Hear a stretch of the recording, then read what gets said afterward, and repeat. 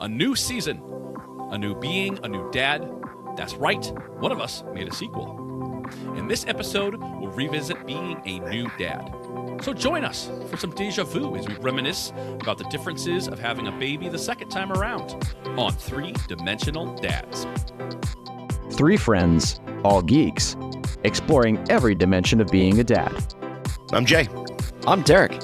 And I'm Ian. And we're back, baby. Hey, We're back. All right. Season 3, Revenge of the Dads. Well, it's certainly not the Rise of the Dads or the Return of the Dads. Return of the Dads would work. Return of the Dads, and it's a very apropos episode for the Return of the Dads because we're talking about babies. Jay loves crying. I love crying. My friend Justin gave me this shirt because every time we teach the Holocaust about my grandmother and her escape from Nazi Germany, I cry. So I love crying. That's it. So, hi, welcome to the podcast. Yes. We talk about feelings. Yes. Hello. But we have to mention this. Some people may be watching us with their eyes on YouTube, but if you're just listening to us on Spotify, Apple, wherever, we have a YouTube channel. We'll put the link there down in the thing. Yes, of course. What's it called? The thing? The notes. Sure. We call it the basement. It's in the basement. It's in the basement. Don't touch the thermostat. Yes. So, yes, this episode's about having a baby, but this is about having a baby the second time around. One of us has made another baby, and that one of us is me. Derrick. Yes. Yeah. Yes, so yes. if you were placing your bets on which one of us it was, so I just recently had in September my second child, and Hey. a lot has changed over the course of the year since we took a break. I have a new partner, and we had a baby together, and it is pretty amazing. But I will say that having the baby a second time around, there are lots of pros and there's lots of cons, right? So first of all, when we found out that we were pregnant, you go to the doctor, and this time around, we had what's called AMA, advanced maternal age, they call it. So we are technically geriatric parents, which is fantastic. So I'm going to get my AARP card. So of course, when you go to the doctor, they're going to try to scare you, right? So they will give you the pros and they'll give you the cons, right? So a lot of the cons could be, of course, that, with advanced age, right, you have higher risks for miscarriage, gestational diabetes, all the fun stuff, chromosome abnormalities, etc. But I think also, too, with being more mature in your age, there are also a lot of pros. For instance, I think in generally, when you're more settled down, you have more financial stability. You're probably also more emotionally mature. You have more life experience too. That's true. That's true. A lot of things that will roll off your back. I think that a lot of people that when you're younger and you're having a kid, that could stress you out. You're also more settled in your life. You're probably more settled in your career and your job, and you're not worrying about having to make big choices that could affect a younger family, I think. Liz and I, we also have a more healthy, conscious lifestyle. So we're also bringing that into, raising our child as well. So, in a lot of ways, I think we're just more self-assured. We're more self-confident. But also, I think we appreciate the little things that we notice more. Even, when you have a child that's screaming at you in your face, I think there's the little things that you could just laugh at and you don't get as stressed about as maybe that you did before. And something else that I think that after, my first experience that we really did the second time around was advocating for yourself and your health care. That was a big deal. Not just taking, what the doctor says at face value or doctors in that case, right? But really advocating and doing your own research, but also aligning with a healthcare provider that really supports the way that you want to bring your child into the world and, is informed. And, if you want less intervention, there are doctors out there that will support you in doing that, right? That will have more common sense maybe, and just not by going the book of what the insurance is telling them. So I really think it's important that you go out, you do your research, you do your work, and you really advocate for, maternal care that will really support the way you want your child to come in. There's tons of resources. There's doulas, there are, midwives, there's natural birthing centers. You can have a baby in all sorts of flavors and ways. Really, it's just really aligning with your partner and figuring out what experience that you both want to have, bringing your child into the world. Yeah. Yeah, that's great. That's great advice. Definitely, especially with the way insurance is now. Yes. Definitely be your own advocate. And if you want to do something, I would say out of the ordinary, right? I mean, people, when the indigenous persons in Massachusetts were having babies in the 1500s, I don't think they were going to Mass General. Nope. So, yeah. So, Derrick, you reminded me of, in my neighborhood, I think someone might have a profession as a midwife or a doula. Mm-hmm. So they have a bumper sticker that said, "Midwives, we help people out." And I was like, I thought that was pretty great. I know. When I came around, I was like, that could have more than one meaning. That's a good dad joke. That's a good dad joke. Hey-o. Welcome to the season. Hey, season 3. Hey-o. Hey-o. So, So I was thinking, hearing you talk about going back to having a second kid at the hospital. The first time is so scary. And so I think we should mention, so new dads, if you're listening to this, we have an episode that we did in our first season. It was episode 4. That was a new dad guide to being a new dad. And so we shared all these things they don't tell you. Dads don't talk about this stuff enough. And so we shared all those. It's scary. There are things that just no one mentions to you. And then after, I'm like, wait a minute. And everyone's like, oh, yeah, that's just life. I was like, I had no idea. Yep. That's what having a kid would actually be like physically, or what to expect or emotionally for a dad. There's a lot. So you guys didn't get the pamphlet? Oh, well, we got a folder of stuff. Book? But it's wild that I think that people do more background checks and things for you getting a pet or a dog, and they just give you a human being, and you just go home with it. And they're like, "Good luck." So that was one of my things about the first kid. I feel like they checked. We talked about it in our episode. They check car seats. Yep. They come out to your car. They inspect. So for the second kid, I went to the nurse. I was like, "Do you want to see our car seats?" She's like, "No, you got this." Like, they did not. Yeah, same with changing diapers. Like the first baby, the nurses would come in and make sure we were stocked and change the diapers. Second time around, they're like, "Here's your baby." It was such a different. If they knew that you were a parent already, it was. But I thought the whole experience was really different having a second kid, having that confidence. Yeah. Is that when you've already had a baby, you've already seen a lot of this before, you've already been through it once. Your first kid, it's all brand new, and that was very stressful and very anxiety-inducing. I totally agree. Yeah. Second time around, at least you're just kind of like, all right, I've changed a diaper. I've held a newborn for months. Like, I remember that was scary with having a newborn. It's like you're holding them and they're so fragile, and are they breathing, or all these things you have to figure out, how to feed them, how to change them, how to, even just how to be with them, right? To play with them or talk to them or any of that stuff. How to hold them while playing golf. It's like. So I almost feel like I couldn't enjoy it as much, where it was hard to, I was just so freaked out the whole time. Yeah. And then you find out that goes so fast. Yeah. It's like really that first year is a blink afterwards. Yeah. In it feels long. Well, there is, I would say evidence that says that your mind actually blocks a lot of that out because it's so traumatic.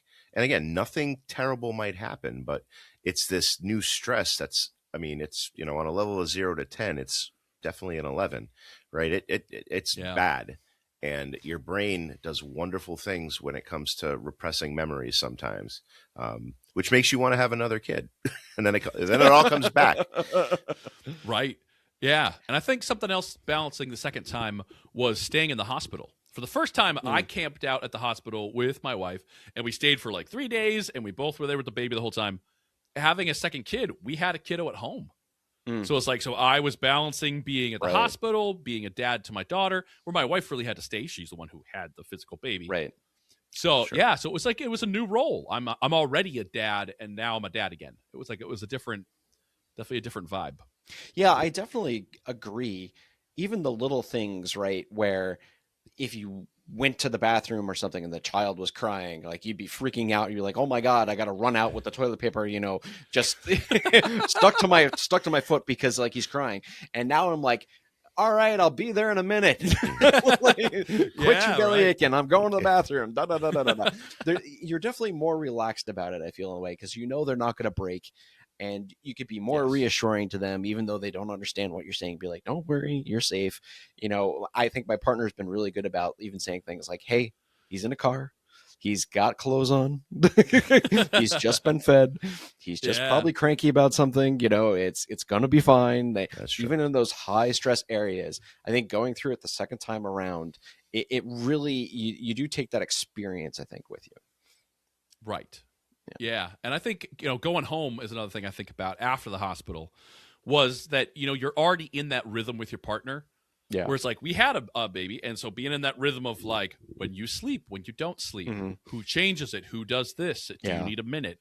Like all that communication we worked out already. Yeah. And the house is already baby proofed. Yeah. Like our dogs have already been around a baby. So yeah, I feel like that was nice where it's like, yeah, the house is already baby proofed. And then the other little piece here is then I was trying to teach my older daughter how to be a sibling. Oh. So that's a new thing too, is like before we came home and it was just all about this little infant all the time. But then when you have another toddler, like I had a toddler and an infant, it's like that was a very different experience teaching the older kid how to, you have to be quiet and the baby can't play right away. Right. And can't be too intense, can't be too rough, you have to be gentle. Yeah. So and what I think also beforehand I was excited, like, oh, my older kid will have someone to play with. It wasn't until like the baby got to that little toddler age where I realized that now they have someone to fight with. Where before the baby, it was like us and the baby, and it was all about the baby, and everything was whatever the baby wanted. Well, now if you have a sibling, that's conflict. So yeah. But you just a whole new set of things you got to navigate. Don't you just put him in? Don't you just put him in that pen like with plastic and let him solve it like Thunderdome? It was during a pandemic, so yes, we got a tent that we labeled affectionately the bite tent. Because whenever they go in there, they think we're not looking, and there's biting. Maybe on both ends. I don't Yeah. So, yikes. My God. Yes. The choice of having a second child. I actually feel I'm at a loss right now because I don't have a second child that I know of. Yeah, I like a little pause there. Right? No.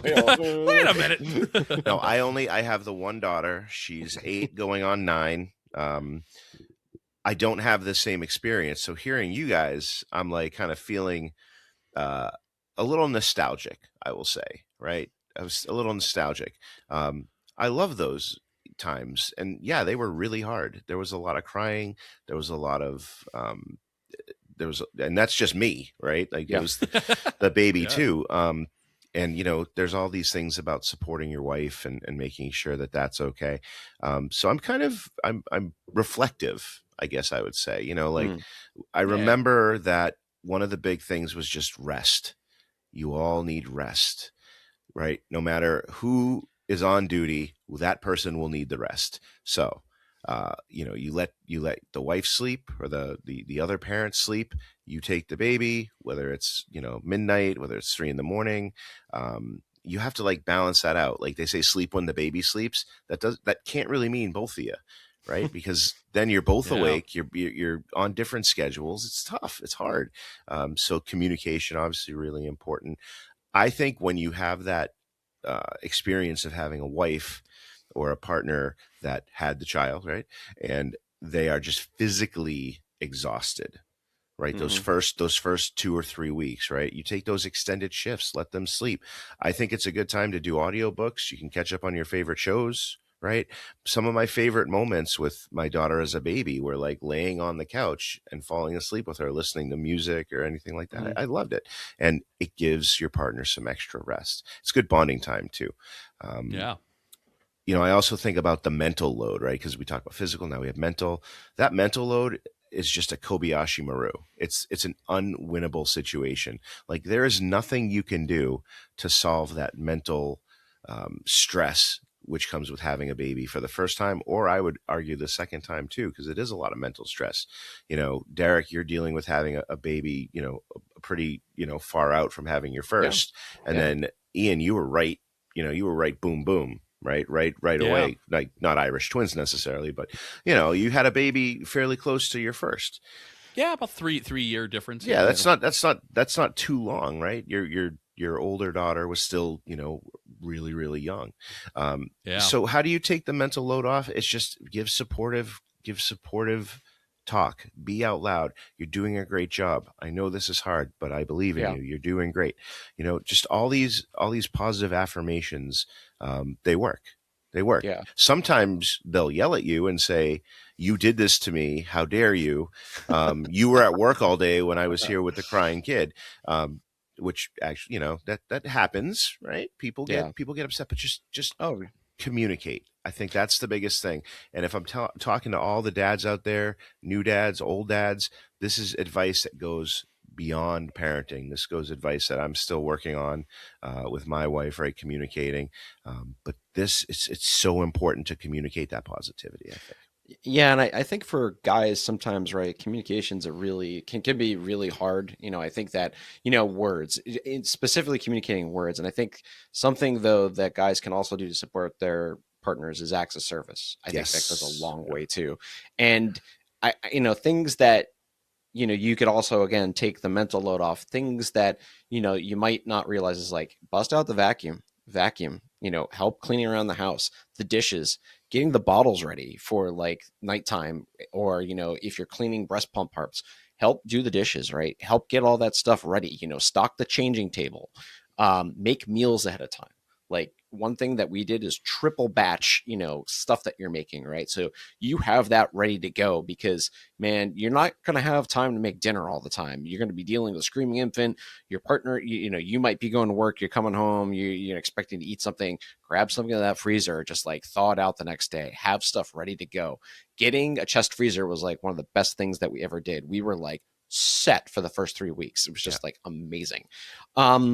There's also lots of like I have a hobby. I do 3D printing, and I was Hey. able to 3D print stuff for my partner's breast pump, like just a little belt clip that she could put her portable breast pump on A her belt. holster? A I'm holster. hearing a holster. Yeah, a holster for her breast pump, right? Woo! So she could take it while she was on the go. And like now, Right. like, there have been other like women in this group that she's part of on Facebook that want them. So just like, so, we're mailing a bunch of those out and stuff.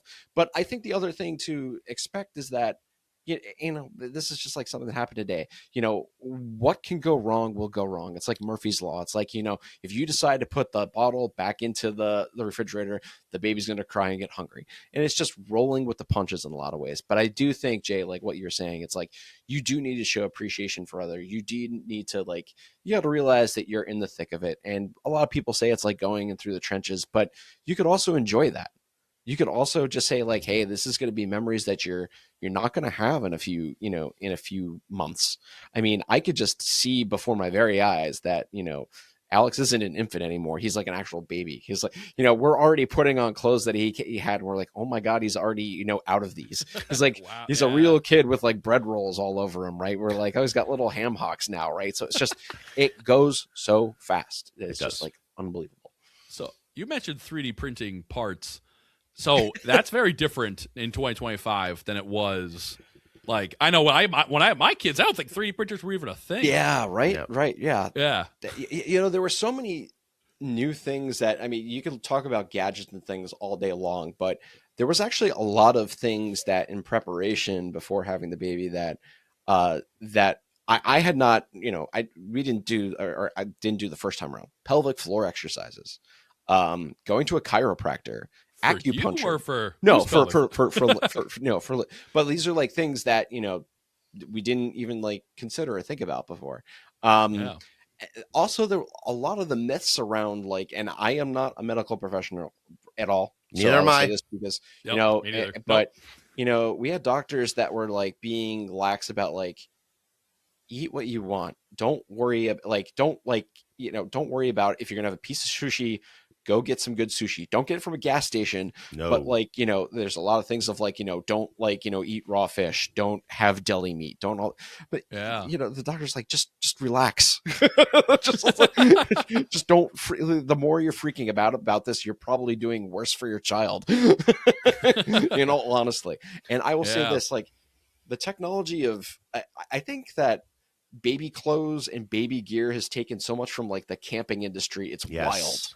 It's so Yeah. wild. Like the pajamas have double zippers. It's amazing. Like it's awesome because you could like zip them from the feet up and change the diaper without having to like take them all out of everything. It's awesome. It's like, where was this the first time around? But I will say this, like clothes with snaps, I still am like, no. No. Yeah. No. Oh, yeah. Those are tough. No. 20 million snaps going like, you're like, Well, if you're holding a squirmy thing yeah. and trying to snap, it's very.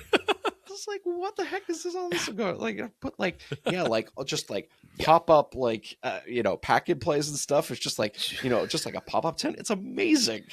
Do not give people snap baby clothes. No. Do not give people snap baby. If you want, right in the trash. No, in the trash. Burn them. They burn them to ash. It is a terrible, terrible thing. The zippers, very important. Yeah, we learned that quickly. And one of the big things too is that, just on this thing about the technology, right, is those diaper genies. Like, God, diaper genie great. Gen 1, like the diaper genie I had, like I see what people have now, and it's like they have like scent like emitters and things like that. Like, you open a diaper genie and it's Toxic Avenger in there, but like the ones they have now, like like a little bit of lavender or rosemary, and it's quite pleasant. I think it's great. Yeah, technology is great, and that 3D printing thing is brilliant. Like like the holster and things like that, like a business opportunity. I don't know. Yeah.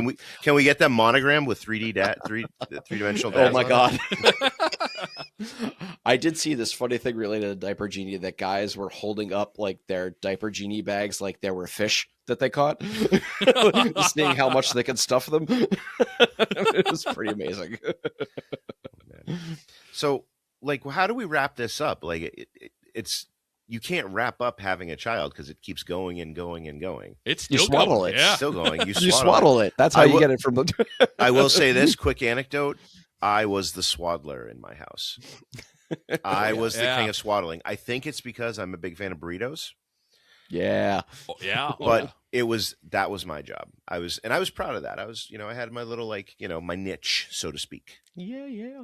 So What's hard? What is too tight of a burrito, and what's a no. like, You can't wrap the that's burrito hard. tight. Can't be too tight. Can't be too Can't tight. be too tight. Can't be too tight. That's it. All right. You heard it here. But I think everything we said here, hopefully that will help people.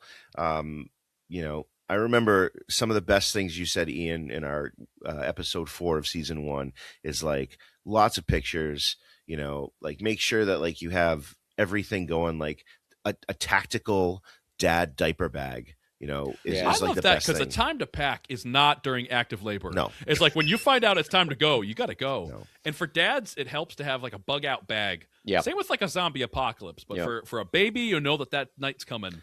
Bring Totally. some sweatpants, bring a pillow, bring a blanket, Chargers. a cell phone charger. Chargers. Chargers. Yeah. It's like those Hospitals are cold. Yes, they are. Amazingly cold. those like montages in movies where like the Navy SEALs are getting ready for a mission, they're checking their ammo, they're checking their bags, stuff like that. That was me with the baby bag before we left the house. I'm like, I have puffs, I have extra water, I have diapers, I have a couple of outfits, I have all this stuff. And then like A bandolier of formula. why not, right? It Yeah. comes in the powder thing. I don't know. It's great. Yeah. I hope this episode helped people, right? I hope that all those new dads out there are enjoying their time. And I just think, take every moment and take it from 3 dads, right? It does go fast, and enjoy yourself. Absolutely. Balancing fatherhood and fandom. And that's a wrap, or should I say swaddle, on revisiting our new dad guide to having a baby in 2025. We hope you found it fun and informative as you're about to change your first diapers. Let us know your thoughts. We want to hear from you. On our next episode, we'll be continue wrapping, but this time we'll be wrapping up 2025 with our traditional year-end look at our favorite movies, games, and TV shows. So don't forget to follow us wherever you listen to your podcast. And don't forget to like and subscribe to us. We're on YouTube, Instagram, and TikTok. 3 Dimensional Dads. It's time to clock in. We'll see you next time on 3 Dimensional Dads.